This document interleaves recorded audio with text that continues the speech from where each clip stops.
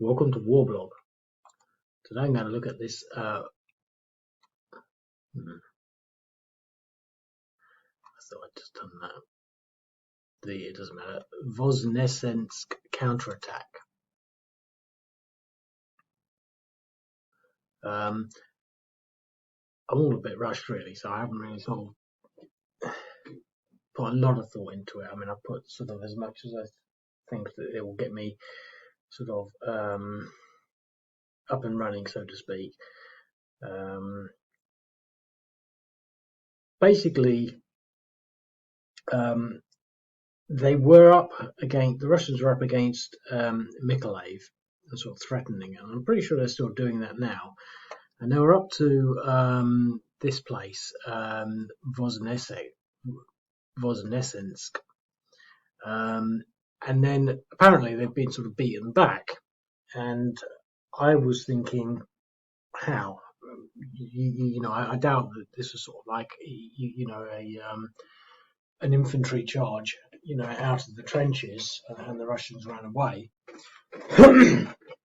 and it's like, I think, something else that I've been thinking.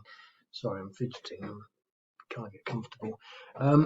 Basically, there's something else that I was thinking is the sort of the what's the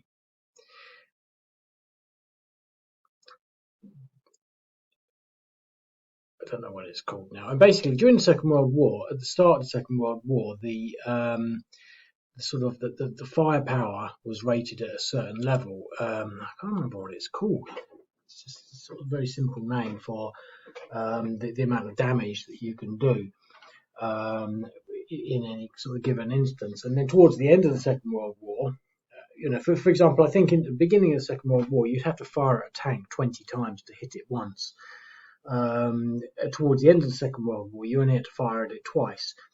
And what we got now is, you only have to fire at it once, so to speak, although that's not what we're necessarily talking about, because that's sort of like assuming you've got tank on tank battles almost over the horizon, so to speak.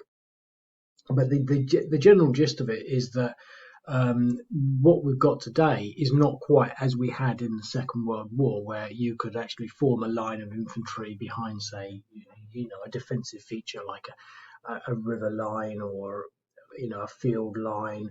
I mean, especially if you look at some of the more realistic Second World War films, they'd put all their artillery along a tree line.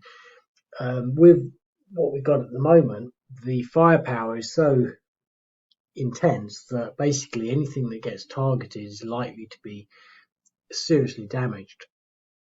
And so what I was thinking was, well, what we got up here, and maybe I do accept that maybe I could adjust some of these. So what we got is a sort of, so I've only really just sort of thrown it together. So what we've got is a Russian advance, and there's them sort of around Mykolaiv. Now, I mean, I could have added more, but I couldn't be bothered really. I think maybe there should be some here. I don't want to sort of start, because when you add more Russians, you've got to add more Ukrainians. What we're looking at is the retreat, because basically there is a retreat by the Russians here. And so I've got enough units to sort of look at that and reflect that, and I've sort of given the game away a bit there, but we'll just sort of do this like this. So basically they're up to here. So when you look at sort of the the live map things, or it looks as though they're on the gates of knocking on the doors of Voznesensk.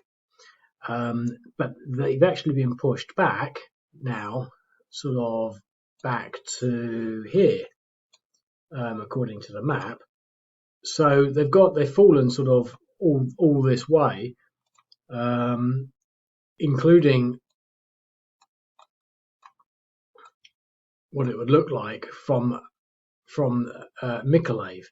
So you've got to think, well, why? And this is what I'm sort of looking at really, because I don't think that, well, there are other things. For example, I think that there's a tremendous sort of supply route potential from the west. They don't really have that. So these Voznesensk units could be being resupplied and reinforced. Although I do think that the Russians are probably interdicting any supply route from the west. So I don't think it's as simple as that. But I think basically the point I was sort of getting to is that modern war is, and this was not reflected in the Middle Eastern wars and the Syrian wars. It was to some extent in the sort of the city clearance, but they were, it was what's called an asymmetric war. But this is more symmetric in the sense that both sides have tremendous firepower. And in this scenario, what I'm representing that with are these cruise missiles. And to be quite honest, I can never really remember how they work. So we've got some Ukrainian cruise missiles, and now we've seen the Ukrainian cruise missiles, in evidence, so to speak, in, the I can't remember the right words for things, the all-knowing Twitter information source. If it's on Twitter, it must be true. But I think we've seen enough sort of pictures of Ukrainian cruise missiles, and I haven't actually used any Russian cruise missiles yet, but I found the Russian cruise missile counter, so I've started to use both cruise missiles on both sides. But these are also off table, so this is off table stuff, which means you can't attack it. So what we're doing here is really just sort of trying to say, well, how did they do that? And what I'm sort of postulating and I'm sort of thinking is that it's another one of those things where they basically just use what both sides have as symmetric counterparties, tremendous firepower, enormous firepower, that anything that's sort of targeted basically dies.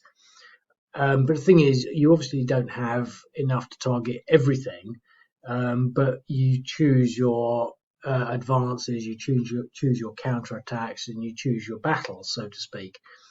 It's definitely my opinion that if the Russians really wanted to sort of do a lot more damage in a lot of these places, for example, I think they blew up the airport here and they blew up some sort of other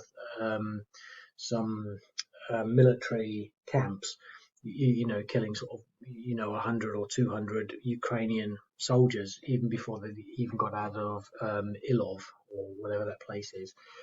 So what I'm saying is, they've got these massive things. So what we're going to do is going to say, well, so I didn't give them any more drones. I might sort of, as I sort of get into this, actually stop and then readjust the counterbalance, because I just put the sort of units together to sort of reflect, just to give me an idea of how they might have done it. So what I'm saying is, I don't think there was sort of like some sort of massive tank on tank battle coming down here. So what we've got, I've got the anti-tank units, and I've forgotten really to sort of duplicate these, because I haven't really sort of gone in and put it in as sort of sort of a what I might consider to be more realistic order of battle. I just got it to the stage where I think I can just make a quick video. And we've got some irregulars, and I did want to actually do something else and put more troops that come on here, but we're not really going to sort of play it like that. But I did put these, so that would just have to do, and we got these as well. So there's 4 irregulars, and I think there's 3 white dots on them. But they can come across and assist over here. But essentially, our first so we've got 2 mechanized units here, and that might be a reasonable way of describing the spearhead of the Russian advance. Now, maybe the Russians weren't expecting a Ukrainian attack, because you've got to remember the Ukrainians are doing as well as they can because they're in defense. Whenever you do an attack, all of a sudden you need 3, 4, 5 to 1 odds against the other party. So I think what's happening here is there's a mixture of interdiction, especially on the supply routes, and that we're seeing that sort of in the north. And I think that's sort of what's where a lot of this damage is coming from. But to push the Russians back from here all the way down to Kherson, I think is it's sort of, it's not quite as is happening elsewhere. There's a bit of river missing there, but I don't think that's going to matter. So this is almost worth its own battle. But I think it's sort of, I think they're making more of it. The brave stoic Ukrainian counterattack. I think if they've got cruise missiles, they're going to win wherever they are. So what we're going to do here is just see what a cruise missile in this game does against these two stacks. And to be quite honest, I don't think it's going to do much. But let's see. Yeah. They should really make the cruise missiles more powerful. 2.9. No effect 1.9. So that's basically on 1.1 and he's at 1.3. So again, I can actually maybe do and look at these rules, because I think what's happening there is that the damage, because they're mechanized and it's deemed to be indirect fire, has been reduced. So we know we did more than that. And so I'm probably going to sort of actually maybe change the rules, but I'm certainly not going to do that now. Let me just see if I can have a little twiddle. 1 minute. Okay, I'm going to start again. To be quite honest, I don't know what I've done, in the sense that I hope I've increased cruise missiles, but sort of didn't back things up, so hopefully it'll work. I haven't tested it. I added a few more things. There's some units coming on there. I added a few more of these, and well, added another one of those, so we got some more tank. Let's see now what the cruise. I added some drones as well. So let's just see what these cruise missiles do now, because now these units shouldn't get their defensive bonus, which is like a division of 4. So whatever that aspect of it is all a bit unfinished really and unpolished, because it sort of says you did 4 damage, but when it calculates it, it divides by 4, so that would be 1, etc. But it doesn't actually tell you that. So, but I'm going to fire a cruise missile. Hopefully we should be about 150 to 4.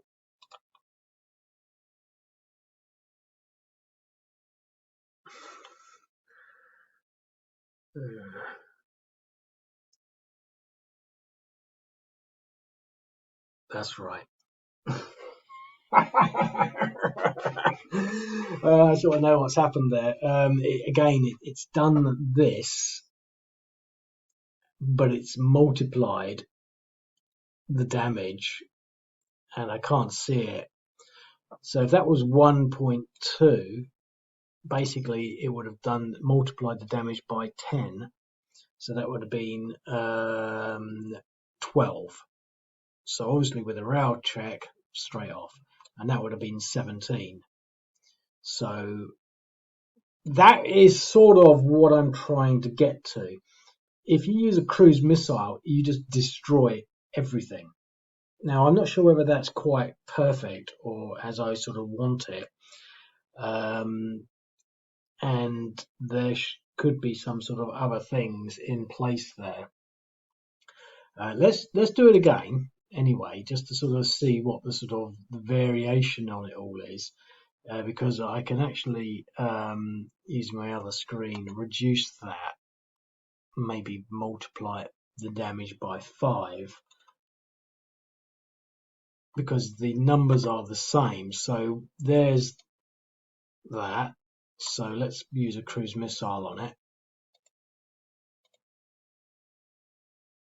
Right, so he was at 11, and then obviously he routed.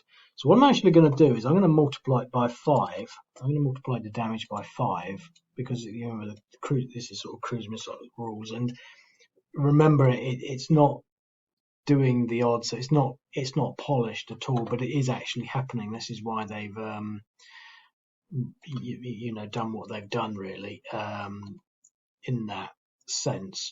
I think 5 might be better. Let's just see. Let's just start this again. So basically, bearing in mind that this is really just sort of an examination of how did the Ukrainians get to force the retreat. And what I suspect, let me just pause it a bit. Okay, let's just actually take this from the top again. So what I've done there, I've added some more motorized units to sort of give it a bit more flair in there. So in the sense that there's more to actually take. So what we're looking at here is we're saying, well, we've got a finite number of cruise missiles. You know, we can't just say, oh, we've got loads of them. So I might have to reduce them because I think they've got 15 turns of it. So maybe they should only have 2. So let's see again what happens if we use a cruise missile on this leading stack.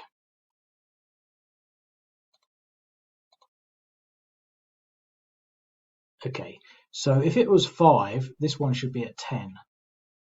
Yes.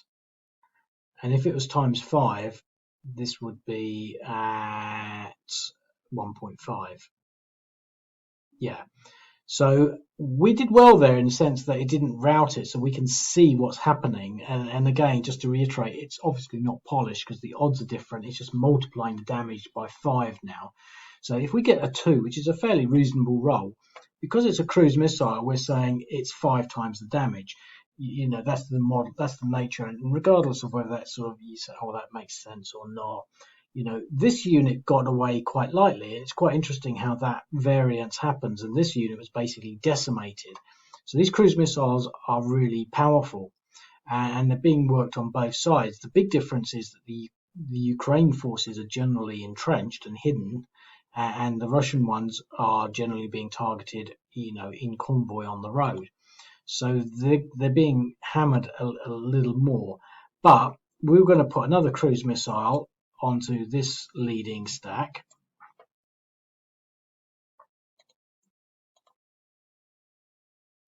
So obviously destroyed that one and pretty much destroyed that one. So these cruise missiles are going to have to be used with care, or at least the rule that I've applied has to be used with care. I might reduce them down to 4 times the damage. We've got artillery on this available on this one as well.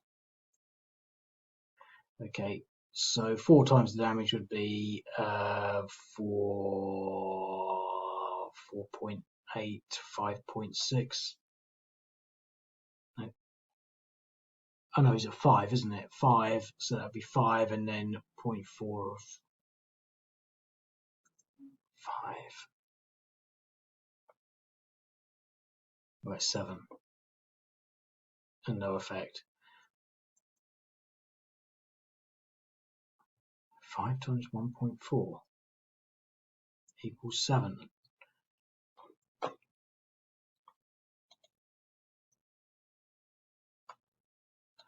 So my brain's not working at the moment. I have to get a calculator out. 5 times 1.4, 7. So it works. It's just I can't calculate 5 times 1.4.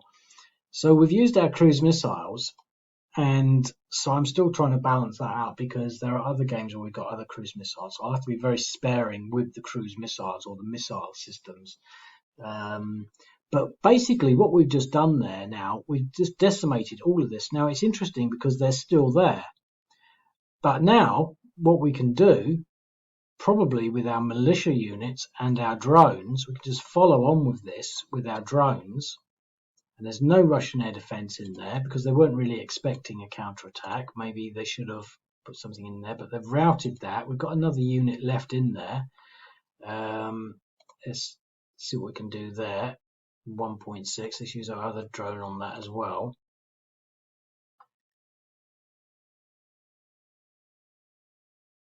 So he's now at 4.9. And so we can actually use infantry, mechanized, militia. We can use our anti-tank on it first. So we've routed it, which is a bit unfortunate because now these are all at negative numbers.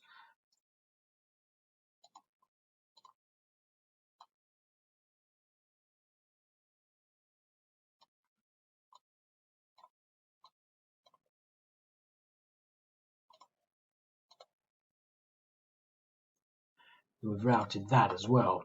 So we're clearing this road now. And I think that's pretty much sort of what I was really trying to. Unfortunately, we sort of committed ourselves. Otherwise, we could have probably driven all the way down here. So now, what we can say is we can end that turn. And obviously, it's the Russians' turn. Now, obviously, they're using cruise missiles and they're committing a counterattack down here. Now, obviously, we've got decimated motorized units. Well, this one's fresh, but it's just not enough now to really sort of go up that way. So what we're going to do is run away. Now, we don't necessarily need to withdraw from there, but we might want to next turn.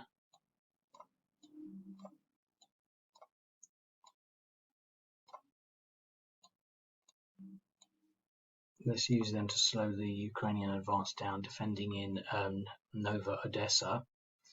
So now it's the Ukrainians' turn again. Now they've got 3 cruise missiles again. And so let's blow this unit up.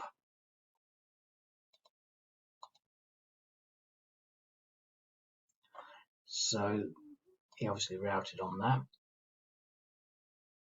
And so this road is now nice and clear. And that is what I sort of intended to demonstrate with this little video, in that, you know, this wasn't a sort of a massive advance or a massive sort of technical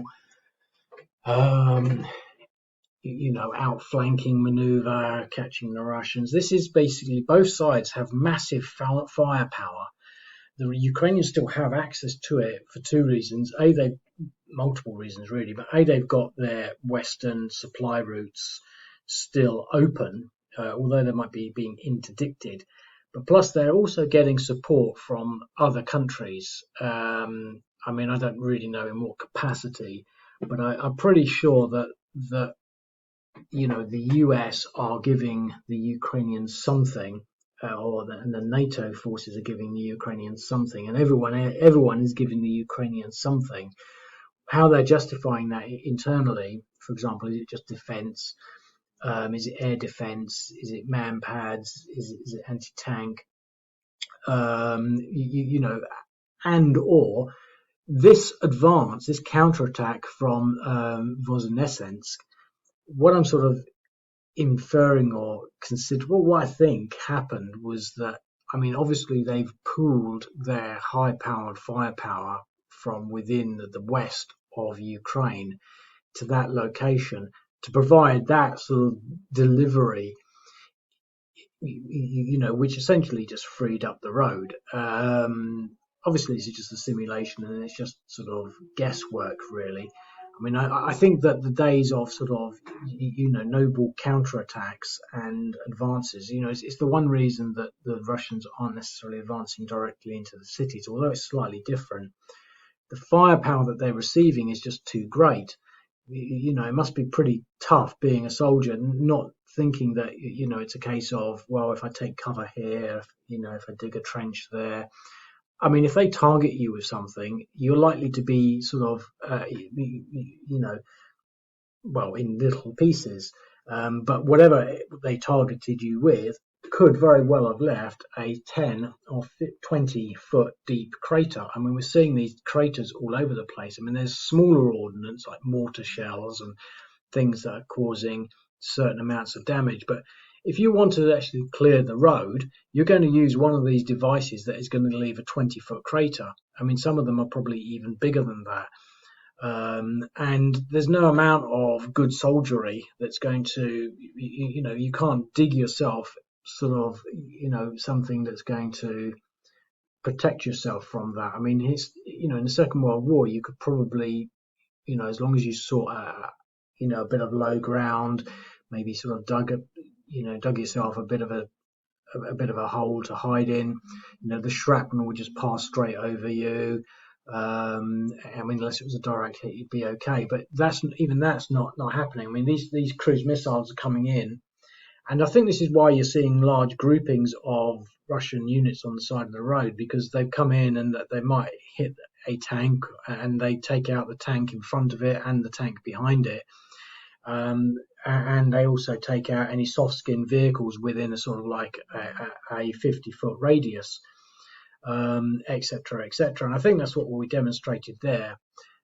It's all a bit rusty really, because I'm sort of a bit rushed and a bit fatigued and tired, and I didn't really feel like doing this. So I'm not sort of thinking, oh well, I'm not really into it at the moment. But I did think, well, this counterattack, is it just sort of like propaganda, or, how did that come about? And they don't explain it. They just sort of infer that the Ukrainians have got this sort of, high moral ground, and that they're being brave and stoic. And I just think that probably what they've done, it might not be cruise missiles, but they might have got a sort of a concentration of their own rocket systems, or precision guided systems, or it wouldn't surprise me as if some of these systems are, they're not even coming from Voznesensk. So, I mean, for example, this is off table. Now, what that means, it could be coming from, I don't know the specs for cruise missiles, but some of these things travel like 1,000 miles. It could be coming from Poland. I'm not saying it is, but it could be coming from Lvov, or they, one way or another, it's probably coming from quite a good distance away. But I don't want to sort of spend too much more time on that. The thing that I've got to consider now is whether or not I keep it at 5 times the damage. I'm not going to be able to sort of polish it off, but I might put it down to 4. But what I've certainly got to do is say, well, you've only got 2 turns of it, so you'll have 6 in total, because I think we saw that it was phenomenally powerful. And to be quite honest, I don't know really whether that's a bad thing or not. I mean, let's just sort of try on this armored stack here and see what happens. Because you can sort of, this is the nature of incredible firepower. And a lot of people have sort of hinted at these sorts of things. So 1.4, it's going to be 7 again, isn't it? But he didn't get hit, so we've got another cruise missile coming in on that stack. No effect. That's interesting. But anyway, I'll leave it at that. I'm going to adjust this and maybe make a few other adjustments, because essentially the way I sort of like to do these things is to make it at least make some sense, so that by the time you pull all these units back to the sort of the Kherson defensive line, the Ukrainians don't have enough firepower to continue that offensive. They've run out of their cruise missiles. And then it's sort of back to sort of, well, it's actually going to be pretty tough for them to push any further. But I think, on the other hand, again, it's a lot of it is down to availability of these incredibly powerful weapons. And I don't know. I imagine that Russia has got quite a lot, but I did read somewhere that they've used all their cruise missiles in the first 2 weeks, and they don't have any sort of precision cruise missiles left. I sort of don't believe that, really. I imagine that they've probably got millions of these things left. And I don't know. I'm just wondering, at what stage they're going to use that sort of I was thinking the word instant death. Lethality. I think it's the lethality rate. The lethality of these combat weapons is so high that it's really a very different situation to anything that we've ever experienced before. I think we saw this a little bit in the Nagorno-Karabakh war, whatever that is.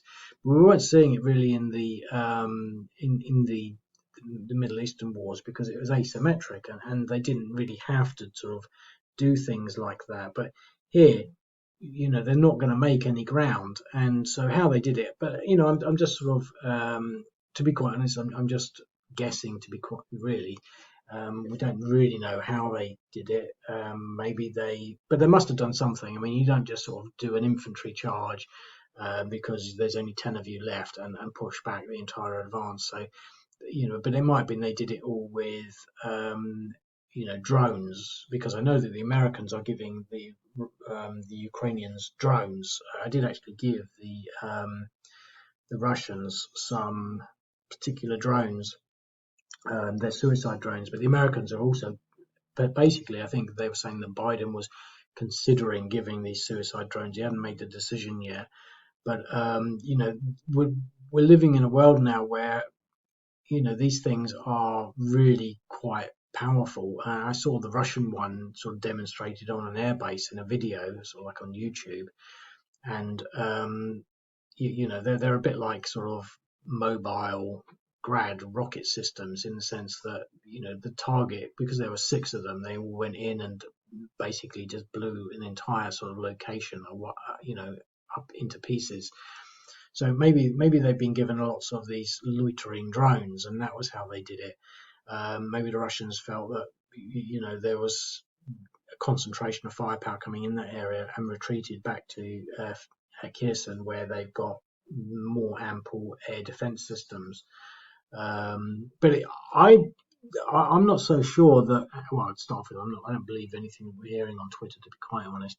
I'm not so sure that they've retreated away from Mykolaiv. Is it under there? Mykolaiv. I'm not sure that they have retreated from there, because you might imagine that they would have pretty much consolidated their positions there. But if they have, that's quite a big push away. And it would be interesting to see, how much of this lethality the Ukrainians can continue to bring to bear against the Russians. And to be quite honest, I've been looking at everything, and it does, it's difficult to see through all the propaganda, really, and all this sort of indoctrination and basically lies and misrepresentation of what's happening.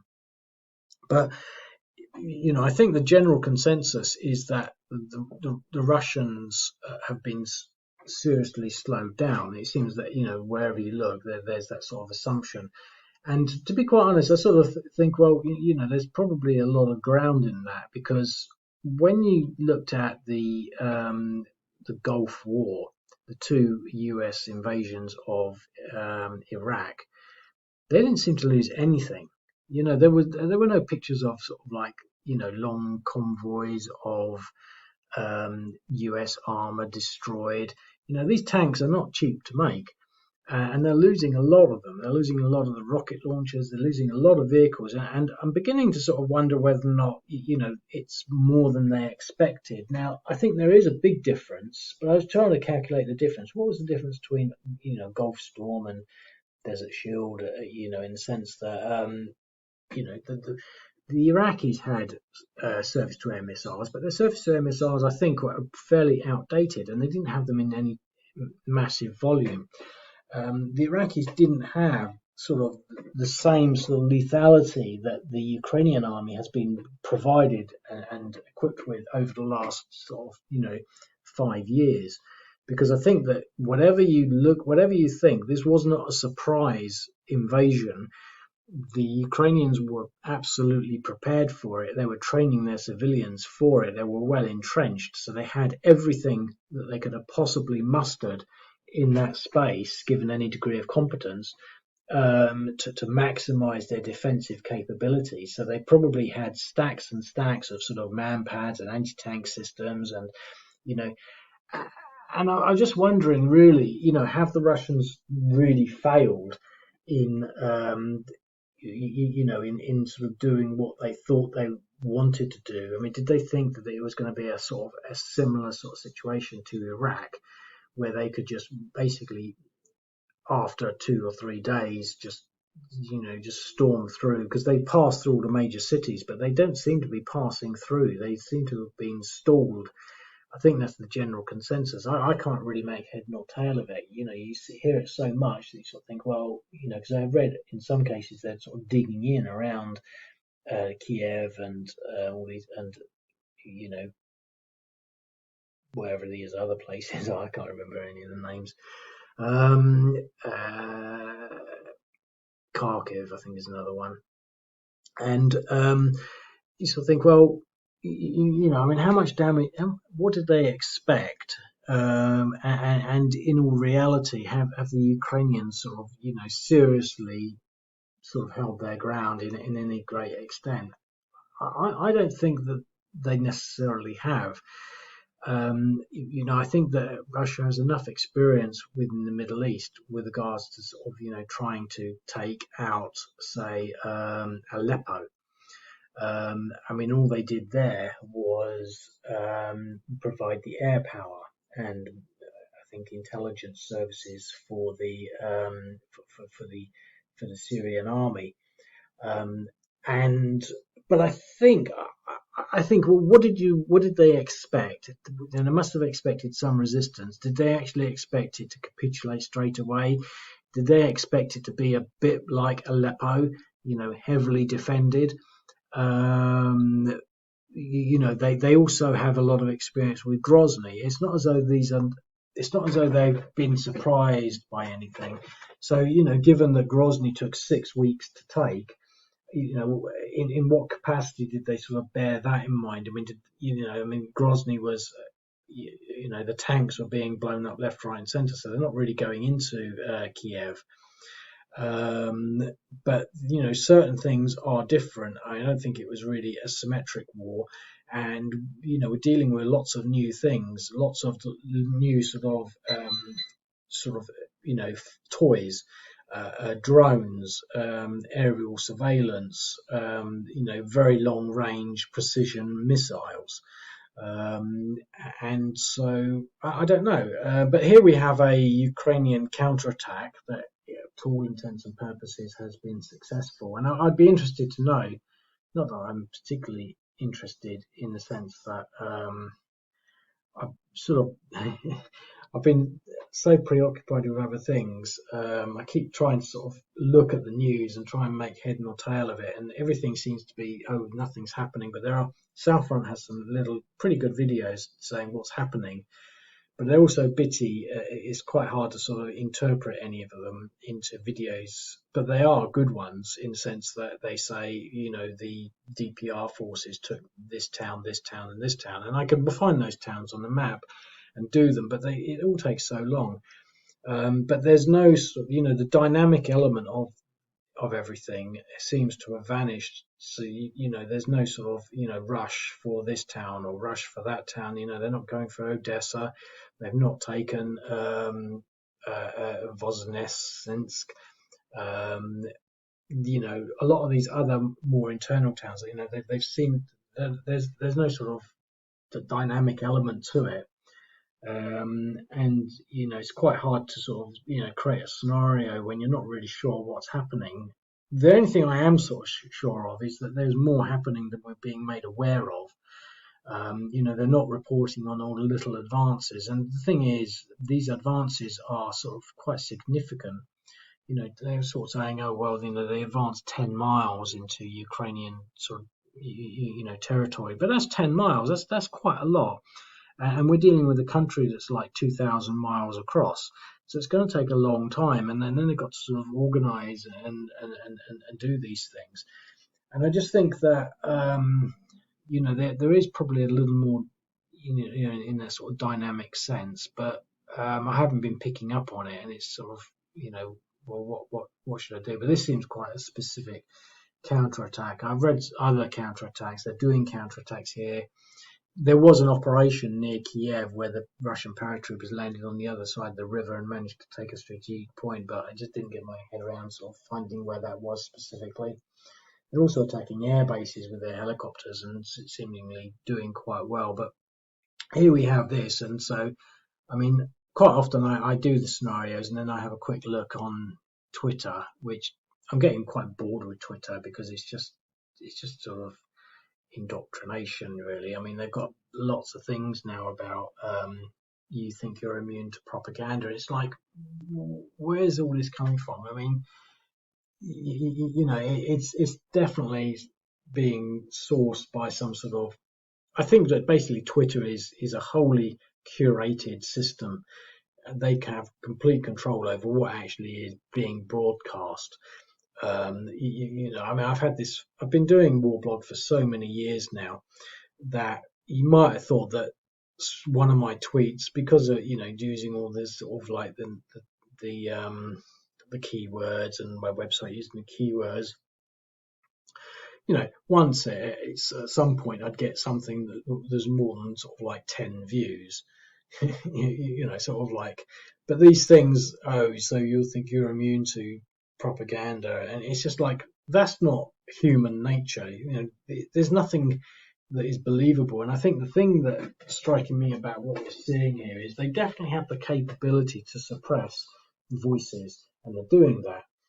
And they're doing it in normal time, and they're quite clear. It's easier to see now during military operation time. It's quite clear to see it, and you sort of think, well, if they can do it here, what exactly are they doing ordinarily? I mean, a month ago, they were suppressing voices then. They just, I mean, now it just seems if you don't sort of sing, in support of the Ukraine, you're being punished in one form or another. It seems like that to me, as though they're sort of, it's voluntary, but if you don't, you're going to cease to exist. It's sort of like, hey, hang on, that's sort of like, that's one of those situations where the morality of it is not quite right. But anyway, that's all that. This scenario is appealing on me a little more, but I just don't really have the sort of time to actually twiddle with it. But maybe it'll make an interesting scenario. What I will do though is definitely I'm going to only give them 6 ballistic missiles. So after that, we'll see what damage they can do. And I'm leaving it on the assumption that they're using something with serious lethality. I think that's the word I was looking for. And that's the reason for it. But I'm going to look on Twitter anyway and see if I can find maybe another angle on that story, just to sort of like get an idea of what it was that caused that retreat, if it was real, if they actually advanced that far, if the retreat was real, etc., etc. Anyway, so I'll speak to you later. Cheerio.